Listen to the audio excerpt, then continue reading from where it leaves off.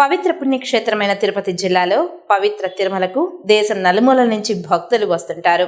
వాళ్లకు ఎటువంటి ఇబ్బంది కలగకుండా శాంతి భద్రతలను కాపాడుతానని నూతన ఎస్పీ సుబ్బారాయుడు మీడియాకు తెలిపారు. రాష్ట్ర ప్రభుత్వం తిరుపతి జిల్లా ఎస్పీగా సుబ్బారాయుడును నియమించారు. జిల్లా ఎస్పీగా పనిచేసిన హర్షవర్ధన్ రాజును కడప ఎస్పీగా ప్రభుత్వం బదిలీ చేసింది. సోమవారం జిల్లా ఎస్పీ కార్యాలయానికి చేరుకున్న నూతన ఎస్పీకి పోలీసులు సాదరంగా స్వాగతం పలికిన అనంతరం స్వామివారికి ప్రత్యేకంగా పూజలు నిర్వహించారు. అనంతరం ఛాంబర్కు చేరుకున్న ఎస్పీ సుబ్బారాయుడు అధికారికంగా బాధ్యతలను స్వీకరించారు.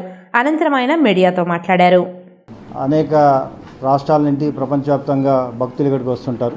ముఖ్యంగా వారందరూ ఎటువంటి సమస్యలు లేకుండా ఇక్కడికి వచ్చి దేవుణ్ణి దర్శించుకుని వెళ్ళే విధంగా ఇప్పుడేదో జరుగుతుందో ఇంకా మంచి వాతావరణం ఏర్పాటు చేయడానికి పోలీస్ శాఖ కృషి చేస్తుంది.